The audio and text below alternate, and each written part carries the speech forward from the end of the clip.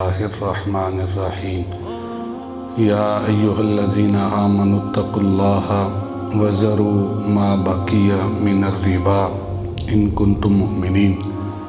صدق اللہ العظیم۔ قال اللہ تبارک و تعالی فی القرآن المجید والفرقان الحمید فی شان حبیبہ مخبرا وعامرا ان اللہ وملائکتہ یصلون علی النبی یا ایہا الذین آمنوا صلوا علیہ وسلموا تسلیما۔ صلاۃ والسلام علیک یا سیدی یا رسول اللہ وعلی آلک واصحابک یا حبیب اللہ۔ صلاۃ والسلام علیک یا سیدی یا رسول اللہ وعلی آلک واصحابک یا امام الانبیاء والمرسلین۔ اللہم صلی وسلم علی رسولک الکریم وآلہ الطاہرین رب اغفر وارحم وانت خیر الراحمین۔ اللہم صلی وسلم علی رسولک الکریم وآلہ الطاہرین رب اغفر وارحم وانت خیر الراحمین۔ سابقہ جمعۃ المبارک پہ سورہ بقرہ کا وہ رکوع ترجمہ کے ساتھ اور تھوڑی سی تفسیر آپ احباب کے سامنے رکھی، جس میں خالق کائنات نے سود کو حرام کیا اور تجارت کو، بیع کو حلال کیا۔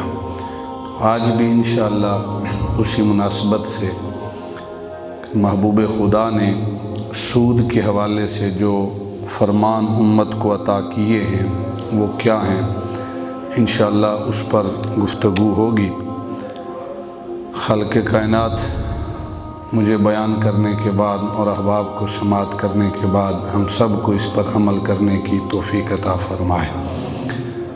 خالق کائنات نے ارشاد فرمایا آیت نمبر 278 سورہ بقرہ کی، فرمایا یا ایہا الذین آمنوا اتقوا اللہ، اے ایمان والو اللہ سے ڈرو، وذروا اور چھوڑ دو، ما بقی من الربا جو باقی ہے ربا میں سے، سود میں سے، ان کنتم مؤمنین اگر تم مومن ہو۔ آیت کے شروع میں بھی خطاب ایمان والوں کو ہے اور آخر میں شرط بھی ایمان کی رکھی ہے کہ اگر اہل ایمان میں سے ہو، اگر میری ذات پر تمہارا یقین کامل ہے تو پھر سود جو باقی ہے اس کو چھوڑ دو۔ اس کا مطالبہ نہ کرو کہ جتنا میں نے قرض دیا ہے جو سود بنتا ہے سود کے ساتھ ہی واپس لیں گے، نہیں۔ اگر ایمان والے ہو ان کنتم مؤمنین تو آج تک جو کر لیا سو کر لیا، آئندہ جو ہے سود سے توبہ کرو اور سود سے اجتناب کرو۔ اللہ کے بڑے نیک بندے ہیں۔ میں نے بے شمار ہستیوں کے متعلق پڑھا، ایک شخص کے متعلق میں پڑھ رہا تھا کہ وہ سعودیہ کے اندر ایک مہینے میں 1,00,000 ریال کمانے والے، 1,00,000 ریال ان کی انکم تھی ماہانہ، لیکن کام سود کا تھا۔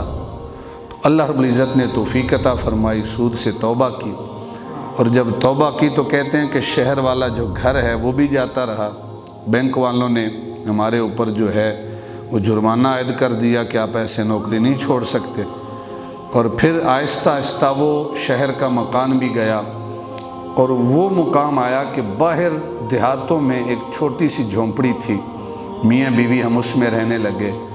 کچھ بکریاں لیں اور بکریاں لے کر اس کو فروخت کیا۔ جب بکریوں کو فروخت کیا تو اس میں سے 500 ریال جو ہے ہمیں بچت آئی۔ کتنے؟ 500 ریال۔ کہاں 1,00,000 ریال جو ہے وہ ماہانہ انکم آمدنی، اور کہاں صرف 500 ریال کی بچت، لیکن کہتے ہیں کہ وہ 500 حلال کے تھے۔ میں اور میری بیوی جو ہے ان 500 کو دیکھ کے اتنے خوش ہوئے کہ ہماری آنکھوں سے خوشی کے آنسو بہنے پڑے، اس لیے کہ حلال کے تھے۔ حلال کا اگر ایک بھی ہو تو وہ دل کو سکون دیتا ہے، اس کے ساتھ گھر میں برکت آتی ہے، راحت آتی ہے، سکون آتا ہے۔ وہ حلال کا ایک بھی اولاد کو کھلائیں تو اولاد فرما بردار ہوگی، اور اگر سود کے اور حرام کے لاکھوں کروڑوں بھی اکٹھے کر لیں اس کے ساتھ گھر میں سکون نہیں ہوگا۔ احباب جو وقار، علامہ راغب اصفہانی رحمۃ اللہ تعالی علیہ نے کہا کہ اب سود ہے کیا، ربا ہے کیا؟ فرماتے ہیں کہ اصل مال پر زیادتی کو ربا کہتے ہیں۔ یعنی دیا 1 لاکھ، بدلے میں 1,05,000، 1,10,000، یہ جو زیادتی ہے یہ کیا ہے؟ یہ سود ہے۔ لینے والا بھی گناہ گار، دینے والا بھی گناہ گار۔ 1 لاکھ کے اوپر 1 روپیہ بھی ہو جائے تو وہ کیا ہے؟ وہ سود ہے، وہ حرام ہے۔ پھر احباب جی وقار، زجاج نے کہا کہ ربا کی 2 قسمیں ہیں، ایک وہ جو حرام ہے، ایک وہ جو غیر حرام ہے۔ حرام کون سا ہے اور غیر حرام کون سا ہے؟ فرماتے ہیں کہ ربا حرام ہر وہ قرض جس میں اصل رقم سے زیادہ وصول کیا جائے۔ تعریف پہ غور کیجئے گا، اور آج کل ہماری خاص تعریف کے اوپر میں اس لیے توجہ دے رہا ہوں کہ ہمارے معاشرے میں بے شمار برائیاں آج کل پائی جا رہی ہیں۔ کیا فرماتے ہیں کہ وہ قرض جس میں اصل رقم سے زیادہ وصول کیا جائے یا اصل رقم پر کوئی منفعت لی جائے، اصل رقم پر کوئی فائدہ لیا جائے، اصل رقم سے زائد وصول کیا جائے، یا اصل رقم بھی لی جائے اور اس کے ساتھ جسے قرض دیا ہے اس سے کچھ فائدہ حاصل کیا جائے، وہ جو فائدہ ہے وہ بھی سود کے زمرے میں آتا ہے، اس سے بھی بچنے کا حکم ہے۔ اس لیے فقہا فرماتے ہیں کہ اگر کسی نے کسی کو قرض دیا ہے تو وہ اگر اس کو بدلے میں تحفہ دیتا ہے نا تو اس کا حق نہیں ہے کہ وہ تحفہ لے، وہ ہدیہ لے، اس لیے کہ وہ ہدیہ اس لیے دے رہا ہے کہ یہ اس نے قرض لے رکھا ہے، اس سے یہ مقروض ہے اس لیے ہدیہ دے رہا ہے، اور وہ ہدیہ جو ہے وہ قرض کی منفعت میں شمار ہوگا، اس کا لینا بھی جائز نہیں ہے، کہیں وہ سود نہ بن جائے۔ امام اعظم ابو حنیفہ رحمۃ اللہ تعالی علیہ، آپ تشریف لے کے جاتے ہیں ایک جنازے پر، جب جنازے پر پہنچے تو تھوڑی دیر تاخیر تھی جنازے میں، تو انہوں نے کیا کیا کہ جو باقی ساتھی تھے وہ ایک دیوار کی چھاؤں میں کھڑے ہو گئے۔ امام اعظم ابو حنیفہ رحمۃ اللہ تعالی علیہ دھوپ میں کھڑے رہے۔ ساتھیوں نے کہا حضور آ جاؤ چھاؤں میں، ادھر چھاؤں ہے، آپ دھوپ میں کیوں کھڑے ہیں؟ تو امام اعظم ابو حنیفہ رحمۃ اللہ تعالی علیہ فرماتے ہیں کہ یہ جس کا مکان ہے اس نے مجھ سے قرض لیا ہوا ہے، اور اگر میں اس کی دیوار کی چھاؤں میں کھڑا ہو جاؤں گا تو اس کی دیوار سے منفعت حاصل کرنا ہے، فائدہ حاصل کرنا ہے، کہیں ایسا نہ ہو کہ یہ سود کے زمرے میں نہ آ جائے، میں دھوپ میں کھڑا ہی ٹھیک ہوں، میں اس بندے کی دیوار کی چھاؤں کے سائے میں نہیں آؤں گا، کہیں سود نہ بن جائے۔ اتنا تقویٰ تھا امام اعظم ابو حنیفہ رحمۃ اللہ تعالی علیہ، تقوی کی ایک اعلیٰ مثال ہے۔ ایک مرتبہ بصرہ میں کسی کی بکریاں چوری ہو گئی، امام اعظم ابو حنیفہ رحمۃ اللہ تعالی علیہ آپ نے پتہ کروایا کہ پتہ کرو کہ بکری جو ہے وہ کتنے سال تک زندہ رہتی ہے۔ پتہ کروایا گیا تو پتہ چلتا ہے کہ 7 سال تک بکری زندہ رہتی ہے۔ تو امام اعظم ابو حنیفہ رحمۃ اللہ تعالی علیہ نے 7 سالوں تک کبھی بکری کا گوشت نہیں کھایا کہ کہیں ایسا نہ ہو جو بکریاں چوری ہو گئی ہیں اس کا گوشت پک کر کہیں میرے سامنے نہ آ جائے۔ اتنا تقویٰ ہے، اتنی اعلیٰ مثال آج کے دور میں الا ماشاءاللہ کہیں کوئی آپ کو نظر آتی ہو۔ اور یہ بھی پتہ چلا کہ ایک مرتبہ کسی نے بکری کا گوشت کھایا اور اس کی جو ہڈیاں ہیں وہ سمندر میں ڈال دیں، پانی میں ڈال دیں، دریا میں ڈال دیں۔ تو امام صاحب نے اس دن سے پھر مچھلی کا گوشت بھی نہیں کھایا کہ کہیں وہ ہڈیاں جو ہیں وہ اس چوری کی بکری کی نہ ہوں، اور اس بکری کی جو ہڈیاں ہیں اس کو کسی مچھلی نے اپنی خوراک نہ بنا لیا ہو، اور وہی مچھلی کہیں میری خوراک نہ بن جائے تو مچھلی کو کھانا بھی چھوڑ دیا، ترک کر دیا۔ یہ لوگ تھے جن کا رزق حلال تھا۔ میں نے جو خاص جو ہے نا وہ توجہ دی ہے اس تعریف کے اوپر کہ ربا حرام، سود حرام کیا ہے؟ ہر وہ قرض جس میں اصل رقم سے زیادہ وصول کیا جائے یا اصل رقم پر کوئی منفعت لی جائے، وہ سود ہے اور وہ حرام ہے۔ اس کے ساتھ اللہ اور اس کا رسول اعلان جنگ کرتا ہے۔ جس کو قرض دیا ہے قرض حسنہ کی نیت سے دیں، پھر اس سے منافع نہ لیں۔ اچھا، اس تعریف کو سامنے رکھیں، پھر آ جائیں ہمارے معاشرے میں، اپنے شہر میں آ جائیں، اپنے ڈسٹرکٹ میں آ جائیں، منڈی بہاؤالدین میں آ جائیں۔ جس کو قرض دیا ہے قرض حسنہ ہے، اس قرض کے بدلے اگر 1 روپیہ بھی مقروض سے منافع لیا تو وہ کیا ہوگا؟ سود کہلائے گا۔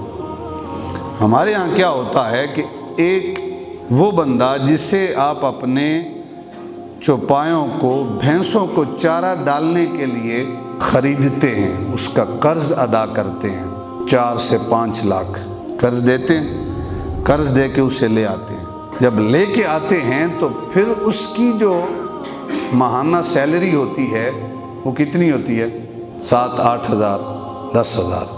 اور اس کے مقابلے میں وہ بندہ جس کو آپ قرض دے کے نہیں لاتے، اس کے ذمہ قرض نہیں ہے، اسے آپ انہی بھینسوں کے اوپر رکھتے ہیں کہ بھئی آپ نے چارہ ڈالنا ہے، جس کو آپ سیری کہتے ہیں نا جی۔ جو سیری مقروض ہو، آپ 4 لاکھ قرض دے کے آتے ہیں تو اس کی سیلری 8-10 ہزار ہوتی ہے۔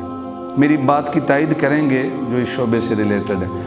اور اگر بغیر قرض کے آپ لے کے آتے ہیں تو اس کی سیلری کتنی ہوتی ہے؟ 15 سے 20 ہزار۔ بندل صاحب ایسے ہی ہے جی، اس کی سیلری زیادہ ہے۔ جس کا قرض ادا کیا ہے اس کی سیلری آدھی ہوتی ہے۔ کیوں آدھی ہوتی ہے؟ کہ اس نے ہم سے قرض لیا ہوا ہے۔ تو قرض دے کے جو آپ اس کو آدھی اجرت دے رہے ہیں، آدھی اجرت میں آپ اس سے منفعت لے رہے ہیں، یہ شریعت میں جائز نہیں ہے۔ آپ اس کی روزی کھا رہے ہیں، اس کا حق کھا رہے ہیں۔ بہترین طریقہ اس کا یہ ہے، آپ نے اس کو 4 لاکھ قرض دیا، اس کی مزدوری اتنی رکھیں جتنی بغیر قرض کے سری کی ہوتی ہے۔ 15 ہزار ہے، 20 ہزار ہے، آپ رکھیں 20 ہزار، اسے دیں اس میں سے 10 ہزار یا 7 ہزار، اور باقی جو 13 ہزار بنتی ہے وہ اس کے قرض میں سے ہر مہینے کٹوتی کرتے رہیں۔ آپ کا رزق بھی پاک ہوگا، سود سے بھی آپ بچ جائیں گے، اور جو کام کر رہا ہے وہ بھی خوش دلی سے کام کرے گا۔ اللہ کرے گا کہ اس کا قرض بھی ایک نہ ایک دن اتر جائے گا۔ لیکن جو قرض 4-5 لاکھ نہیں، 1-2 لاکھ بھی لے لینا جی، جتنی اجرت پر آج کا مزدور کام کرتا ہے، کبھی اس کا وہ قرض ختم ہو سکتا؟ تو مزید قرض کے بوجھ تلے اور دبتا چلا جاتا ہے۔ کل قرض جر نفعا فہو ربا۔ میں نہیں کہہ رہا، نہ کسی عالم کا، کسی فقیہ کا کلام، اللہ کے نبی کا یہ فرمان ہے کہ ہر وہ قرض جس سے نفع لیا جائے یہ ربا ہے، یہ سود ہے، یہ اللہ اور اس کے رسول کے ساتھ اعلان جنگ کرنا ہے۔ اور خدا نے ارشاد فرمایا، یا ایھا الذین آمنوا اتقوا اللہ، اللہ سے ڈرو، وذروا ما بقی من الربا، اور جو ربا میں سے باقی ہے اسے چھوڑ دو، جو پیچھے ہو گیا وہ ہو گیا، اب سے چھوڑ دو، ان کنتم مؤمنین، اگر تم ایمان والے ہو، اگر تمہارے اندر ایمان ہے تو چھوڑ دو۔ چھوڑ دو گے تو پھر دیکھنا اللہ تمہارے گھروں میں کیسے برکتیں نازل کرتا ہے۔ بڑے بڑے اللہ کے نیک بندے ہیں، وہ جب چھوڑتے ہیں تو اللہ ان کے گھر میں آسائشیں پیدا کرتا ہے۔ پیسہ بظاہر تھوڑا ہی آتا ہے، لیکن اللہ تعالیٰ اس تھوڑے پیسے میں انہیں سکون عطا کرتا ہے۔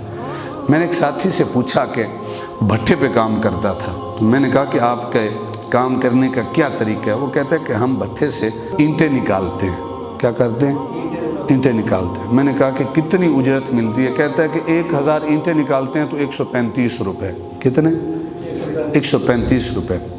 میرے ذہن میں تھا کہ 1000 کے اوپر 1000 تو ہوگا، مجھے نہیں علم تھا، تو وہ کہتے ہیں 135۔ میں نے کہا یار یہ تو تھوڑے نہیں ہیں۔ کہتے ہیں اتنی مزدوری ہوتی ہے، ہاں ہم نے قرض لیا ہوا ہے اس لیے 135 ہیں، جس نے قرض نہیں لیا ہوا اس کے ہم سے زیادہ اجرت ہوتی ہے، یعنی اس کا 200 کے قریب ہوتا ہے یا 200 135 سے 150 بھی کر لیں لیکن اس کی مزدوری زیادہ ہوتی ہے، تو یہ بھی اسی زمرے میں آ جاتا ہے کہ کل قرض جر نفعا فہو ربا، ہر وہ قرض جسے دے کے پھر آپ اس سے نفع حاصل کرتے ہیں وہ قرض کیا ہے؟ وہ سود ہے۔ تو امام اعظم ابو حنیفہ رحمۃ اللہ تعالی علیہ کی وہ مثال سامنے رکھیں کہ دیوار کے سائے میں بیٹھنا گوارا نہیں کیا، کیوں؟ اس لیے کہ کہیں یہ بھی سود کے زمرے میں نہ آ جائے۔ اور اللہ کے محبوب کا فرمان ہے کہ سود کا جو مال ہے اس کا انجام مال کی کمی ہے، جو اللہ نے ارشاد فرمایا نا یمحق اللہ الربا ویربی الصدقات، کہ اللہ سود کو مٹاتا ہے، ایک نہ ایک دن سود والا بندہ زیرو پہ آتا ہے، اور صدقہ و خیرات کرنے والا بندہ اللہ رب العزت اس کے مال میں ہمیشہ اضافہ ہی فرماتا ہے۔ اللہ کے نبی کا فرمان ہے، ابو برزہ اسلمی رضی اللہ تعالیٰ عنہ روایت کرتے ہیں کہ محبوب خدا نے ارشاد فرمایا بندہ روٹی کے ایک ٹکڑے کو صدقہ کرتا ہے اللہ تعالیٰ اس کو بڑھا کر احد پہاڑ جتنا ثواب عطا کرتا ہے، ایک روٹی کا ٹکڑا۔ تو صدقہ جو ہے اس میں اضافہ ہے، اور جو سود ہے اس کے اندر گھاٹا ہے، اس کے اندر خسارہ ہے۔ اگر اللہ نے کہہ دیا ہے تو یقیناً خسارہ ہے۔ اور پھر فرمایا فَإِن لَّمْ تَفْعَلُوا فَأْذَنُوا بِحَرْبٍ مِّنَ اللَّهِ وَرَسُولِهِ، اور اگر تم سود کو نہیں چھوڑتے پھر اللہ اور اس کے رسول کے ساتھ اعلان جنگ کے لیے تیار ہو جاؤ۔ جس سے اللہ اور اس کا رسول اعلان جنگ کرے وہ کیسے سکون پا سکتا ہے؟ اللہ کے محبوب کا فرمان امام بخاری روایت کرتے ہیں، حضرت سمرہ بن جندب رضی اللہ تعالیٰ عنہ صحابی رسول ہیں، وہ راوی ہیں، فرماتے ہیں کہ رسول اللہ صلی اللہ علیہ وسلم نے ارشاد فرمایا کہ ایک صبح اپنا خواب محبوب خدا نے ارشاد فرمایا، فرماتے کہ مجھے جبرائیل و میکائیل لے گئے، میں نے خون کا ایک دریا دیکھا جس کے درمیان میں خون کا ایک دریا، اس کے درمیان میں ایک شخص کھڑا ہے، وہ کوشش کرتا ہے کہ خون کے اس دریا سے باہر نکلے، لیکن جو ہی کنارے پہ آتا ہے تو باہر ایک فرشتہ کھڑا ہے، وہ پتھر اٹھاتا ہے اور وہ جو باہر نکلنا چاہتا ہے اس کو اس کے سر پہ مارتا ہے، اس کا سر پھٹ جاتا ہے اور پھر وہ اس خون کے دریا کے درمیان میں پہنچ جاتا ہے۔ وہ پھر کوشش کرتا ہے باہر نکلنے کی، فرشتہ پھر اسے پتھر مارتا ہے اور اس کو پھر دھکیل کے اس خون کے دریا کے پھر بیچ میں لے کے جاتا ہے۔ وہ پھر کوشش کرتا ہے باہر نکلنے کی، فرشتہ پھر پتھر مارتا ہے اور خون کے دریا کے درمیان پھر پہنچ جاتا ہے۔ وہ حیران ہے کہ ماجرا کیا ہے، میں پھر یہاں پہنچ جاتا ہوں۔ تو محبوب خدا نے پوچھا کہ اے جبرائیل و میکائیل مجھے بتائیں تو صحیح کہ یہ دریا کیا ہے اور یہ بندہ کون ہے؟ تو جبرائیل و میکائیل نے بتایا کہ خون کے دریا میں ڈوبے ہوئے یہ جو لوگ ہیں، نکلنا چاہتے ہیں لیکن نکل نہیں سکتے، یہ سود خور ہیں، یہ سود کھانے والے ہیں۔ یہ صحیح بخاری شریف کی روایت، یہ سود کھانے والے ہیں، یہ حرام کھانے والے ہیں، آج نکلنا چاہتے ہیں اس خون کے دریا سے لیکن نکل نہیں سکتے، اس لیے کہ زندگی میں سود سے نہیں نکلے تھے، اگر زندگی میں سود سے نکلے ہوتے تو آج اس دریا سے نکل جاتے۔ حبیب اجمی ایک بہت بڑا نام ہے، یہ اہل بصرہ کو سود پر رقم دیا کرتے تھے۔ کیا کرتے تھے؟ سود پر رقم دیا کرتے تھے۔ آج سے ہمارے خاندان میں لوگ کہتے تھے کہ فلاں جو ہے وہ سود خور ہے، یعنی سود خور کو بڑی عجیب نگاہوں سے دیکھا جاتا تھا۔ آج تو اس وقت کاروبار بنا لیا گیا تو کہا جاتا تھا کہ وہ سود خور ہے۔ تو حبیب اجمی بڑا مشہور سود خور تھا، اہل بصرہ کو رقم دیتا تھا اور اس پر قرض لیتا تھا، سود لیتا تھا۔ ایک مرتبہ بیوی سے کہا گھر میں کچھ پکانے کو ہے، اس نے کہا کچھ نہیں، تو کہا بھی میں انتظام کرتا ہوں۔ ایک شخص کے پاس گیا جسے اس نے قرض دیا تھا، حبیب اجمی نے، اس کے دروازے پہ گیا، دستک دی، کہا میں نے قرض دیا تھا اور میں آج سود لینے آیا ہوں۔ گھر میں جس کے قرض دیا تھا وہ تھا نہیں، اس کی بیوی تھی۔ اس نے کہا میرا خاوند تو گھر نہیں ہے، تو وہ تو کہیں نکلا ہوا ہے۔ کہا میں سود لینے کے لیے آیا ہوں، مجھے سود دو۔ کہا اور تو کچھ نہیں ہے میرے پاس، میں نے بھیڑ یا بکری ذبح کی ہے، اس کا گوشت بھی تقسیم کر دیا ہے، گھر میں کچھ نہیں بچا، صرف ایک اس کی سری بچی ہے، اگر وہ کہتے ہو تو میں سود میں تمہیں دے دیتا ہوں۔ اس کی بیوی نے کہا، اس نے کہا ٹھیک ہے وہی سود میں دے دو۔ اس نے وہ سود میں سری لی اور لے کر گھر آ گیا، کہا جلدی اس سری کو پکاؤ اور روٹی بناؤ اور مجھے کھلاؤ، بھوک لگی ہے۔ تو بیوی نے کہا، حبیب اجمی کی بیوی نے، کہ سیری تو لے کے آ گیا ہے، ہمارے گھر میں لکڑیاں بھی نہیں ہیں، آٹا بھی نہیں ہے جس کو پکا کر روٹی بنائی جائے۔ کہا پریشان نہ ہو، میں سود میں اس کا انتظام بھی کر لیتا ہوں۔ پھر گھر سے نکلا، کسی دوسرے مقروض کے پاس گیا کہ اس سے جا کر سود لے کے آتا ہوں۔ ایک سے لکڑیاں لی، ایک سے آٹا لیا اور لے کر گھر میں آ گیا۔ جب کھانا تیار ہو گیا، روٹی پک گئی، وہ سیری پک کے تیار ہو گئی، تو دروازے پہ کسی نے دستک دی۔ فقیر تھا، سائل تھا، اس نے کہا بھوکا ہوں، تھوڑا کھانا کھلا دو۔ حبیب اجمی نے جب سنا، تو میں نے پچھلے جمعے بھی عرض کیا کہ جو مال حرام کا ہے وہ کبھی اللہ کے راستے میں آپ نہیں دے پائیں گے، جو حلال کا ہے وہی آپ فراخ دلی سے اللہ کے گھر میں خرچ کریں گے۔ اپنا مال جانچنا چاہتے ہو نا کہ حلال ہے یا حرام ہے، دیکھو کہ آپ کا مال کہاں صرف ہو رہا ہے۔ اگر کنجروں کے اوپر آپ لٹا رہے ہیں نا، تو وہ پھر کمایا ہوا بھی ایسے ہی ہے، اور اگر اللہ کے راستے میں خرچ ہو رہا ہے تو پھر تمہیں مبارک ہو، تمہارا مال حلال کا ہے۔ جب حبیب اجمی نے سنا کہ فقیر ہے، کہا کیوں دے بھائی تمہیں؟ اگر تمہیں دیں گے تو ہم فقیر بن جائیں گے، ہم کہاں سے کھائیں گے؟ نہیں ہے، کوئی اور دروازہ ڈھونڈ، چلا جا۔ سائل کو جھڑکی دے دی، نکال دیا۔ جب جھڑکی دی نا، بیوی سے کہا بھائی نکال سالن اور میرے سامنے پیش کر، بھوک لگی ہے۔ بیوی نے جو ہی ہانڈی کے اندر وہ چمچہ ڈالا نا اور اس سیری میں سے گوشت نکالنا چاہا، تو جو ہی چمچہ باہر نکالا تو اس سے ٹپکتا ہوا خون نکل رہا ہے، خون نکل پڑا۔ اور بیوی حبیب اجمی کو ڈانٹنے لگی، کہا نادان انسان، تو نے فقیر کو جھٹلا دیا، اسے ٹھکرا دیا تو نے، اور یہ دیکھ جو سالن پکا تھا وہ تو خون بن چکا ہے۔ یہ جو تو نے سود خوری ہے نا یہ تیری، اس نے آج تیرا یہ حشر کر دیا ہے۔ اللہ کے حضور توبہ کر، کہیں قیامت کے دن تیری آخرت تباہ و برباد نہ ہو جائے، دنیا تو تیری تباہ و برباد ہو چکی ہے۔ اب ابو بکر حبیب اجمی کے دل پہ وہ بات لگتی ہے، فوراً گھر سے نکلے کہ توبہ کرتے ہیں رب کی بارگاہ میں، اپنے گناہوں پہ نادم ہوئے۔ جب راستے میں آ رہے تھے نا، تو راستے میں چھوٹے چھوٹے بچے کھیل رہے تھے۔ انہوں نے جب حبیب اجمی کو آتے ہوئے دیکھا نا کہ جو بصرہ کے اندر سود خور ہے، ان کی نظر پڑی، تو بچے کہتے ہیں کہ بچوں پیچھے ہٹ جاؤ، وہ حبیب اجمی آ رہا ہے، وہ سود خور ہے، کہیں ایسا نہ ہو کہ حبیب اجمی کے قدموں کی گرد تمہارے اوپر پڑ جائے تو تم بھی بدبخت بن جاؤ گے، وہ سود خور ہے، اس لیے پیچھے ہٹ جاؤ، حبیب اجمی آ رہا ہے، پیچھے ہٹ جاؤ۔ اب ابو بکر حبیب اجمی کہتا ہے میں اتنا بدبخت ہوں کہ چھوٹے چھوٹے بچے مجھ سے دور بھاگ رہے ہیں، کہیں میرے قدموں کی گرد و غبار بچوں کے اوپر نہ پڑ جائے۔ اب ابو بکر بچے پیچھے ہٹ گئے، جب پیچھے ہٹ گئے حبیب اجمی اور پریشان ہوا کہ باری تعالیٰ میں اتنا بدبخت ہوں۔ فوراً امام حسن بصری رحمۃ اللہ تعالیٰ علیہ کی بارگاہ میں حاضر ہوئے اور جا کر کہا کہ مجھے نصیحت کریں، میں سود سے توبہ کرنا چاہتا ہوں۔ امام حسن بصری رحمۃ اللہ تعالیٰ علیہ نے واضح نصیحت کی۔ حبیب اجمی رحمۃ اللہ تعالیٰ علیہ کے دل کی دنیا بدلتی ہے۔ جب دل کی دنیا بدلی، اسی وقت رب کی بارگاہ میں توبہ کی، باری تعالیٰ میں توبہ کرتا ہوں، سود سے توبہ کرتا ہوں، آج تک جس سے سود لیا ہے اس سے بھی معافی مانگوں گا، جسے قرض دیا ہے قرض کی اصل رقم لوں گا، اصل رقم کے علاوہ 1 روپیہ بھی نہیں حاصل کروں گا۔ اب ابو بکر توبہ کر کے حبیب اجمی واپس پلٹتے ہیں۔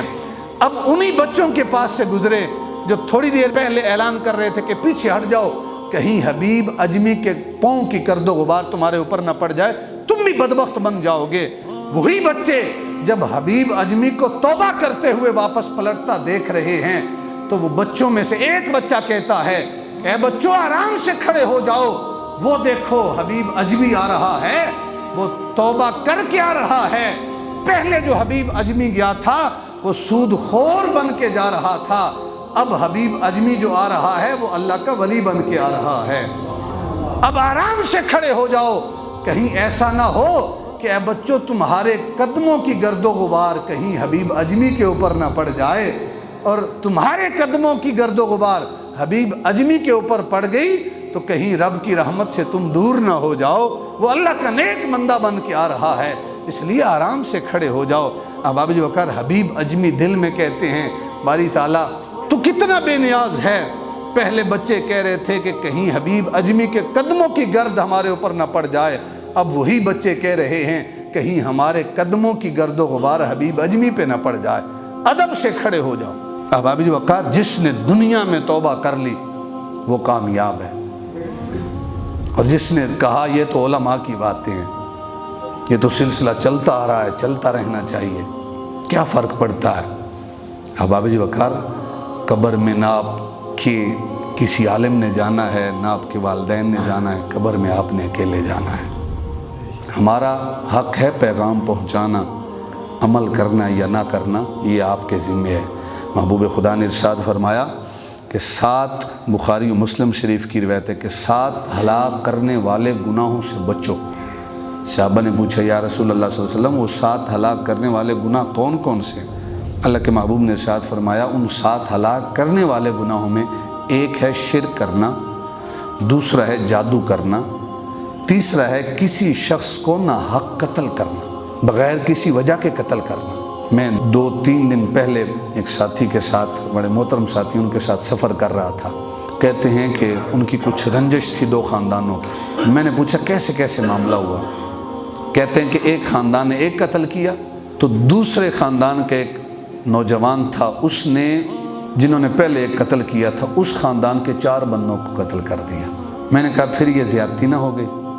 من قتل نفسا بغیر نفس، جس نے بغیر کسی نفس کے قتل کیا اس نے گویا پوری انسانیت کا قتل کیا۔